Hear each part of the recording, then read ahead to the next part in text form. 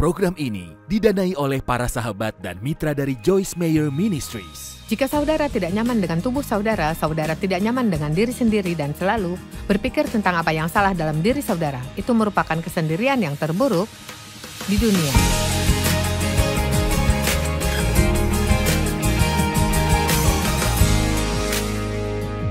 Terima kasih sudah bergabung dalam menikmati hidup setiap hari.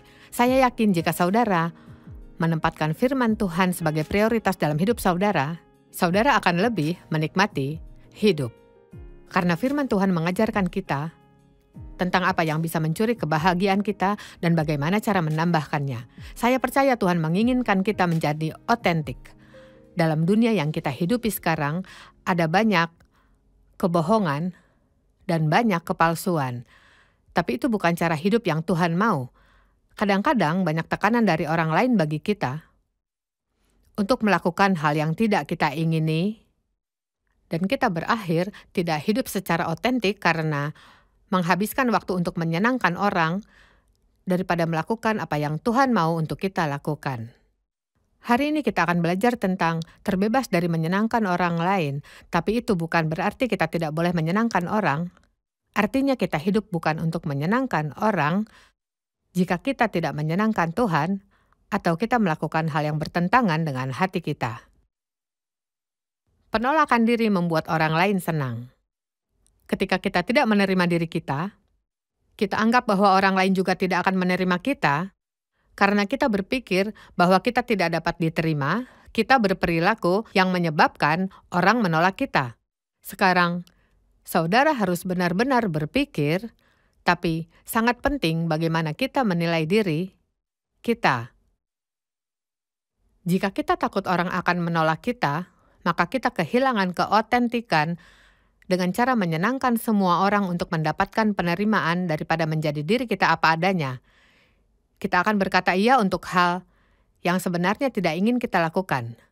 Dunia ini penuh dengan orang yang suka mengontrol orang lain karena mereka menginginkan kasih dan penerimaan. Karena itu, banyak orang yang gampang dimanipulasi. Orang yang percaya diri dan mengasihi dirinya, seperti Tuhan mengasihi mereka, tidak akan berusaha untuk mengontrol orang lain. Mereka akan memberi batasan untuk bisa dihormati jika orang lain ingin berhubungan dengan mereka. Saya tahu, banyak orang yang sedang menonton ini saat ini. Ada seseorang atau bahkan lebih yang sedang berusaha mengontrol saudara. Mungkin tidak setiap saat, tapi saudara menemukan diri saudara melakukan hal yang sebenarnya tidak ingin saudara lakukan, tapi saudara melakukannya karena tidak ingin membuat mereka marah atau membuat mereka kecewa. Ayah saya adalah seorang yang suka mengontrol dan memanipulasi. Ia mengontrol orang dengan ketakutan. Dan ia tidak pernah puas dengan saya atau orang lain, tidak peduli apapun yang kita lakukan. Jadi saya belajar untuk tidak pernah puas dengan diri saya. Dan tentunya tidak percaya jika Tuhan atau orang lain bisa puas dengan diri saya. Mark Twain berkata, dan saya pikir ini kutipan yang bagus, jadi coba saudara dengarkan. Kesendirian terburuk adalah tidak nyaman dengan diri sendiri. Wow, coba pikirkan. Seberapa mengerikan hal itu. Jika saudara tidak nyaman dengan tubuh saudara, saudara tidak nyaman dengan diri sendiri dan selalu berpikir tentang apa yang salah dalam diri saudara, itu merupakan kesendirian yang terburuk di dunia. Kita hidup untuk menyenangkan Tuhan, bukan diri sendiri ataupun orang lain. Ini bukan berarti kita tidak boleh menyenangkan orang. Tuhan sebenarnya mengajarkan kita untuk hidup menyenangkan orang lain, tapi sekali lagi menyenangkan orang bukan berarti kita menentang kepercayaan kita tentang apa yang ingin Tuhan kerjakan dalam hidup kita. Kolose 3 ayat 22-24. Hai hamba, taatilah Tuanmu dalam segala hal. Jangan hanya di hadapan mereka saja untuk menyenangkan mereka, melainkan dengan tulus hati, karena takut akan Tuhan. Lihat apa yang dikatakan. Jangan hanya melakukannya supaya mereka senang dengan saudara, tapi lakukanlah dengan tulus hati, karena saudara percaya saudara melakukannya untuk Tuhan. Apapun yang kamu perbuat, perbuatlah dengan segenap hatimu, seperti untuk Tuhan dan bukan untuk manusia. Kamu tahu bahwa dari Tuhanlah kamu akan menerima upah. Kristus adalah Tuhan dan kamu hambanya. Lihat, jika kita melakukannya karena taat pada Tuhan, karena kita percaya Tuhan yang memimpin kita akan menerima bagian yang ditentukan oleh Tuhan. Tapi jika kita melakukannya untuk menyenangkan orang, dan dalam prosesnya kita menentang apa yang kita percaya Tuhan ingin kita lakukan, maka kita tidak mendapat bagian. Kita kehilangan bagian yang Tuhan sudah sediakan untuk kita. Ibrani 11 ayat 6 berkata, tetapi tanpa iman, tidak mungkin orang berkenan kepada Allah. Sebab barang siapa berpaling kepada Allah, ia harus percaya bahwa Allah ada, dan bahwa Allah memberi upah kepada orang yang sungguh-sungguh mencari Dia. Pandanglah ke depan kepada upah yang Tuhan sediakan untuk kita jika kita mengikuti arahan dan tujuannya dalam hidup kita. Amsal 16 ayat 7, jikalau Tuhan berkenan kepada jalan seseorang, maka musuh orang itu pun didamaikannya dengan dia. Dan Kisah Rasul 5 ayat 29. Petrus dan para murid sedang memberitakan firman Tuhan dan dipenjara karena hal itu. Tengah malam, malaikat datang dan membuka pintu penjara dan membebaskan mereka, dan mereka kembali memberitakan firman. Lalu mereka ditentang oleh para pemimpin agama yang berkata, kami memberitahu kamu untuk tidak melakukan ini. Dalam Kisah Rasul 5 ayat 29, Petrus dan para rasul menjawab, kita harus lebih taat kepada Allah daripada kepada manusia. Saya pergi ke gereja satu waktu, seorang pendeta membahas tentang ayat ini, saya memikirkannya, mungkin selama 6 minggu. Dan merasa bergetar dan tidak bisa saya lupakan. Kita harus lebih taat kepada Allah daripada kepada manusia. Saya ingin saudara tahu, kita harus lebih taat kepada Allah daripada kepada manusia.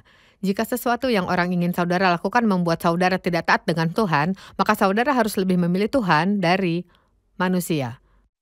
Hanya orang yang ingin menyenangkan Tuhan yang akan memenuhi panggilannya. Tuhan memiliki panggilan bagi setiap kita, dan itu berarti ada sesuatu yang harus kita selesaikan. Panggilan Tuhan untuk saya adalah memberitakan firman-Nya ke seluruh dunia. Mungkin panggilan Tuhan untuk saudara adalah membesarkan 3 atau 4 orang anak yang akan mengerjakan sesuatu yang besar dalam hidupnya. Panggilan Tuhan untuk setiap kita berbeda. Tapi saudara tidak akan memenuhi panggilannya jika ingin menyenangkan orang lain. Paulus berkata dalam Galatia 1 ayat 10, adakah ku cari kesukaan manusia atau kesukaan Allah?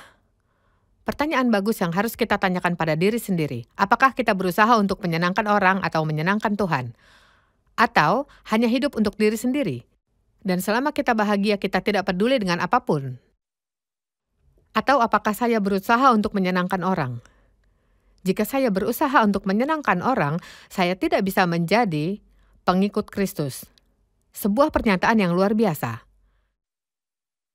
Versi lain mengatakan, jika saya berusaha menjadi terkenal di mata manusia, saya tidak akan bisa menjadi pengikut Kristus.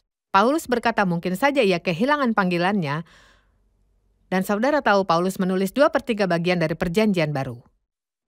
Dalam hidupnya, pelayanannya sangat berbuah dan berkuasa, tapi dia bisa saja kehilangan semuanya jika terlalu mementingkan reputasinya di mata orang. Apakah saudara berusaha untuk memiliki reputasi yang baik di mata manusia atau reputasi yang baik di mata Tuhan? Dalam Yohanes 12 ayat 42 dan 43, dikatakan namun banyak juga di antara pemimpin yang percaya kepadanya, tetapi oleh karena orang Farisi mereka tidak mengakuinya berterus terang, supaya mereka jangan dikucilkan. Seberapa sering orang tidak lagi mengikut Tuhan karena mereka takut akan ditolak oleh teman atau keluarganya, atau mungkin kehilangan pekerjaan atau situasi apapun. Dan saya beritahu bagi saya, saat Tuhan memanggil saya untuk memberitakan firman, saya diminta untuk meninggalkan gereja saya dan kehilangan banyak teman. Keluarga saya juga merasa saya melakukan hal yang salah. Mereka berpikir bahwa tidak seharusnya seorang wanita mengajar.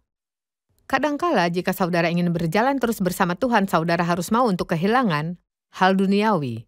Dan itu menyakitkan, sesuatu yang berat bagi saya. Dan di waktu yang lain dalam hidup saya, saat saya mengikut Tuhan, saya harus mau untuk tidak lagi populer di mata manusia. Apakah saudara mau melakukan hal itu jika diperlukan? Raja Saul dalam 1 Samuel 15 sebuah bab yang bagus untuk dibaca. Ia tidak taat pada Tuhan dan kehilangan kesempatan untuk menjadi raja. Dia bisa saja menjadi raja yang besar dan memerintah banyak bangsa untuk beberapa tahun. Tapi Samuel telah mengingatkannya untuk menunggu waktunya dan mempersembahkan korban. Saul pergi dan waktu mendekati malam dan Samuel belum juga muncul, tetapi orang-orang mulai bergegas pergi. Dan ia pergi mempersembahkan korban seperti yang Samuel katakan padanya. Dan saat Samuel menghadapinya, ia berkata, "Aku melihat rakyat itu berserak-serak." Ia lebih takut kehilangan rakyatnya daripada taat pada Tuhan. Apakah saudara mau untuk kehilangan seorang teman jika diperlukan untuk berjalan bersama Tuhan? Apakah saudara siap untuk ditolak oleh keluarga saudara jika diperlukan agar bisa memenuhi panggilan Tuhan dalam hidup saudara?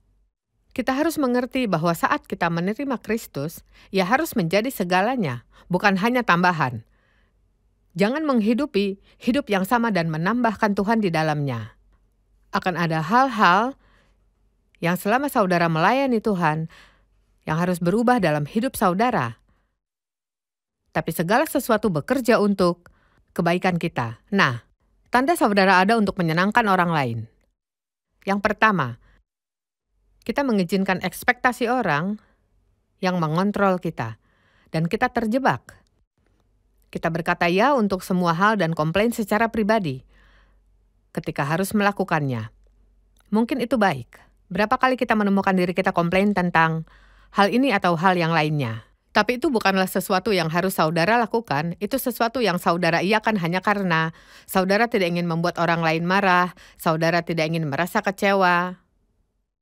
Saudara melakukannya bukan dengan alasan yang benar. Saya rasa sangat penting untuk mempunyai motivasi yang benar. Dan motivasi saudara adalah mengapa saudara melakukan itu. Tuhan tidak memperhatikan tentang apa yang sedang saudara kerjakan kalau dia adalah alasannya. Tanda berikutnya kita namakan yang kedua adalah apakah kita selalu menyesuaikan kebutuhan kita demi menyenangkan orang lain. Nah, apakah saudara ada dalam daftar orang yang saudara perhatikan? Jika saudara ada di urutan terbawah, saudara akan merasa tidak nyaman, tidak bahagia, sedih, tersinggung, dan marah karena saudara berusaha untuk membuat semua orang senang, tapi saudara lelah melakukan semuanya untuk orang lain. Pengorbanan itu baik, tapi jika saudara ada di dalam urutan terbawah, cepat atau lambat saudara tidak memiliki apa-apa. Seringkali kita mendengar banyak hal yang harus dikorbankan sebagai pengikut Kristus, tapi saudara juga harus tahu bahwa saudara butuh untuk mengurus diri sendiri. Dan ada saatnya saudara harus melakukan sesuatu untuk diri sendiri. Jadi saudara bisa kuat untuk melakukan apa yang Tuhan ingin. Saat kita berkorban untuk orang lain, kita harus melakukannya karena kita percaya bahwa Tuhan ingin kita untuk melakukannya. Bukan karena kita takut orang lain marah pada kita jika kita tidak lakukan. 1 Petrus 5 ayat 8 berkata, "Sadarlah dan berjaga-jagalah, lawanmu si iblis berjalan keliling sama seperti singa yang mengaum-ngaum dan mencari orang yang dapat ditelannya." Saudara tahu artinya seimbang? Saudara melakukan sesuatu pada porsinya dan tidak terlalu berlebihan. Apakah saudara tahu jika kita melakukan dengan terlalu berlebihan sama buruknya dengan tidak melakukan apa-apa? Saudara bisa melakukan banyak hal untuk mereka saat saudara menyelesaikan masalah mereka, dibanding membantu mereka untuk bertumbuh dan bertanggung jawab pada diri mereka. Saudara bisa membantu mereka, tapi membuat saudara lelah dan tidak memenuhi panggilan yang Tuhan berikan. Inilah hal yang harus dipikirkan. Saya berharap kita punya waktu lebih sehingga kita bisa benar-benar membicarakan dan membahasnya. Tapi saudara harus memikirkan hal ini saat program ini selesai. Tidak baik untuk siapapun untuk mendengar kata tidak. Saya ingin saudara mendengarkannya. Saya berkata bahwa tidak baik untuk siapapun untuk mendengar kata tidak. Memang saya lebih suka jawaban iya saat meminta orang lain melakukan sesuatu. Tapi jika saya mempunyai hubungan dengan seseorang, dan saya meminta dia melakukan sesuatu dan ia berkata, saya tidak memiliki damai sejahtera saat melakukannya, saya harus mendorong mereka untuk mengikuti Tuhan. Bukan malah marah pada mereka karena mereka tidak melakukan hal itu untuk saya. Kita harus yakin, jika kita mengikut Tuhan, maka kita harus tetap seimbang. Tanda berikutnya jika kita ingin menyenangkan orang lain adalah, kita akan merasa bersalah jika keputusan kita tidak membuat orang lain senang. Apakah saya melakukan hal yang benar? Mungkin saya egois, mungkin saya harus melakukan seperti yang mereka minta. Orang yang hanya ingin menyenangkan orang lain berasumsi mereka bertanggung jawab atas reaksi emosional orang lain. Jika saudara meminta saya melakukan sesuatu dan saya merasa itu bukan yang Tuhan ingin saya lakukan, dan saudara marah, itu bukan salah saya. Keputusan saudara untuk marah adalah tanggung jawab saudara dengan Tuhan. Itu bukan sesuatu yang harus saya perbaiki. Tapi memang butuh waktu lama untuk mempelajarinya. Dan kadang saya jatuh dalam perangkapnya. Tahu kenapa? Karena tidak ada dari kita yang ingin membuat orang lain marah. Kita ingin setiap orang suka dengan kita dan menyetujui kita. Kemarahan seseorang, ketidakbahagiaannya, atau kekecewaan mereka bukan merupakan tanggung jawab kita. Reaksi negatif mereka terhadap keputusan kita adalah tanggung jawab mereka, bukan saudara. Orang yang hanya ingin menyenangkan orang lain sering mengemban tanggung jawab yang salah. Saudara tidak bisa bertanggung jawab untuk semua hal dan semua orang. Jika saudara mengikut Tuhan, akan ada saatnya harus berkata tidak pada orang lain, dan siapapun yang ingin mendengar jawaban ia tidak akan senang mendengar jawaban tidak. Tapi orang yang dewasa dalam Tuhan, yang menghidupi firman Tuhan, dan yang benar mengasihi saudara dan ingin saudara menjadi diri sendiri, tidak akan berusaha untuk memanipulasi saudara dengan kemarahan jika saudara tidak mengerjakan apa yang mereka minta. Para orang tua, hati-hati saat saudara berusaha menjadi teman baik untuk anakmu. Saudara harus menjadi orang tuanya. Kadang kita ingin anak kita menyukai kita, sehingga kita mengizinkan mereka melakukan hal yang seharusnya tidak mereka lakukan dibandingkan mengatakan tidak. Sekarang, tanda berikutnya adalah hidup tanpa batasan. Saudara harus tahu seberapa yang bisa dilakukan, kapan waktunya saudara beristirahat. Jika kalender saudara sudah penuh minggu ini, dan 2 orang yang saudara kenal dan cintai meminta saudara melakukan sesuatu, bisakah membantuku, bisakah menjaga anakku, atau apapun situasinya, jika saudara merasa itu melampaui batas kemampuan saudara, katakan tidak. Karena saudara punya hak untuk punya hidup yang seimbang. Saudara harus tahu batasan. Percayalah, saya tahu. Karena dulu saya tidak membatasi diri saya, dan saya menyusahkan diri sendiri 3 kali. Saya ingin melakukan apa yang orang lain inginkan. Tapi saudara tahu, hanya karena seseorang ingin saudara melakukan sesuatu, bukan berarti itu adalah kehendak Tuhan. Kadang kita marah dengan orang yang memanipulasi dan mengontrol kita, tapi Tuhan berkata, kamu merasa bersalah karena kamu mengizinkan mereka melakukan itu. Kita harus bisa berdiri untuk diri sendiri. Kadang kita terlalu berusaha untuk menyenangkan orang, sehingga membuat diri kita tidak baik dan punya emosi yang tidak stabil. Orang lain mengharapkan kita melakukan hal yang tidak bisa kita lakukan. Dalam Kisah Rasul pasal 6, 4 ayat pertama merupakan contoh yang bagus. Dikatakan pada masa itu ketika jumlah murid makin bertambah, timbullah sungut-sungut di antara orang Yahudi terhadap orang Ibrani karena pembagian kepada janda-janda mereka diabaikan dalam pelayanan sehari-hari. Saat itu, para rasul, mereka memiliki tanggung jawab dan tugas untuk membagikan makanan untuk semua orang dan memastikan semua mendapat jumlah yang mereka perlukan. Tapi nampaknya orang-orang itu tidak senang. Sebagian orang tidak akan pernah senang dengan apapun yang saudara lakukan. Mereka merasa bahwa mereka tidak dianggap atau diperlakukan tidak adil. Dan saya suka ayat ini. Ke-12 rasul memanggil semua murid berkumpul dan berkata, kami tidak merasa puas karena kami melalaikan firman Allah untuk melayani meja Saudara-saudara, pilihlah 7 orang di antaramu yang terkenal baik dan penuh roh dan hikmat supaya kami mengangkat mereka untuk tugas itu. Wow, betapa baiknya. Mereka sadar jika mereka terus berusaha untuk mengurus semua hal dan memastikan semua orang mendapat jumlah makanan yang sama, maka mereka tidak punya waktu untuk berdoa, untuk belajar tentang firman Tuhan. Itu akan mempengaruhi panggilan Tuhan dalam hidup mereka. Jadi mereka memberikan tanggung jawab itu pada orang lain. Saudara tahu, jika saudara menolak untuk mendelegasikan sesuatu dengan tujuan mendapat kedamaian, saudara akan menderita. Banyak orang, Tuhan menempatkan orang di sekitar saudara untuk membantu, tapi saudara malah tidak mengizinkan, karena saudara pikir kalau mereka tidak bisa melakukannya dengan baik. Baik untuk orang lain, ketika saudara memberikan mereka tanggung jawab. Mereka akan tahu jika mereka tidak bisa memenuhi tujuan, jika tidak fokus. Hiduplah dengan batasan mental, pikiran, dan batasan emosional. Atau pada akhirnya badan saudara yang akan memaksa. Ada seorang tokoh dalam Alkitab bernama Epafroditus yang sakit dan hampir mati. Saudara tahu kenapa ia sakit? Karena terlalu bekerja keras dalam pelayanannya. Wow, berapa kali dalam hidup saya berpikir, ya, saya tahu.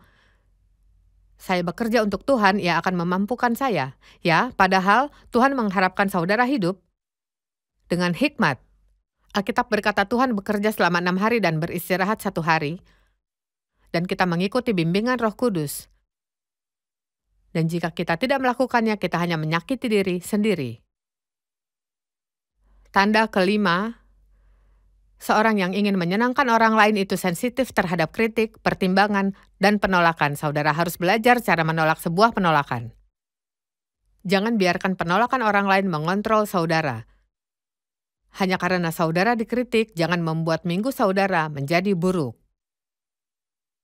Mungkin membuat saudara kehilangan kepercayaan diri atau tetap mengambil keputusan yang tidak sehat sementara meminta penerimaan dari kritik mereka. Ingin mengontrol atau dikontrol oleh kritik orang lain itu pilihan saudara. Paulus dikritik dan dituduh oleh orang yang tidak percaya. Dengarkan apa yang ia katakan dalam 1 Korintus 4 ayat 3 dan 4. Bagiku sedikit sekali artinya, entahkah aku dihakimi oleh kamu atau oleh suatu pengadilan manusia. Malahan diriku sendiri pun tidak kuhakimi. Sebab memang aku tidak sadar akan sesuatu yang menghakimi aku ialah Tuhan. Saya suka itu. Dia berkata, aku tidak peduli tentang apa yang orang pikirkan. Mungkin sekarang saudara berpikir itu bukan sebuah sikap yang baik ya. Paulus harus terus terang.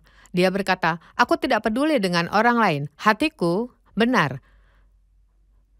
Dan mungkin jika aku bersalah, Tuhan yang akan menghakimi dan membenarkanku. Tuhan tidak akan pernah mengizinkan orang lain untuk merusak hidup saudara. Satu hal lagi, tanda ke-6, orang yang ingin menyenangkan orang lain itu tidak jujur, tidak otentik terhadap siapa dirinya dan apa yang mereka inginkan. Itu merupakan ketidakjujuran. Jika saya berkata ingin melakukan sesuatu untuk saudara, tapi saya tahu bahwa itu seharusnya tidak saya lakukan dan saya tidak mau melakukan itu, tapi berpura-pura baik-baik saja, saya tidak jujur dengan saudara dan membuat saya tidak menjadi teman yang baik. Orang seperti itu tidak dihormati, karena ia tidak jujur. Ada satu ayat yang bagus dalam Efesus 4 ayat 15, dalam satu terjemahan, berkata, kebenaran di dalam kasih, dalam segala hal, berkata jujur, bertingkah laku jujur, hidup jujur, dibalut dalam kasih untuk bertumbuh dalam setiap hal mengikuti kepalanya, yaitu Kristus, Juru Selamat. Beberapa orang tidak suka mendengar kebenaran, tapi itu tidak mengurangi tanggung jawab kita untuk memberitakannya.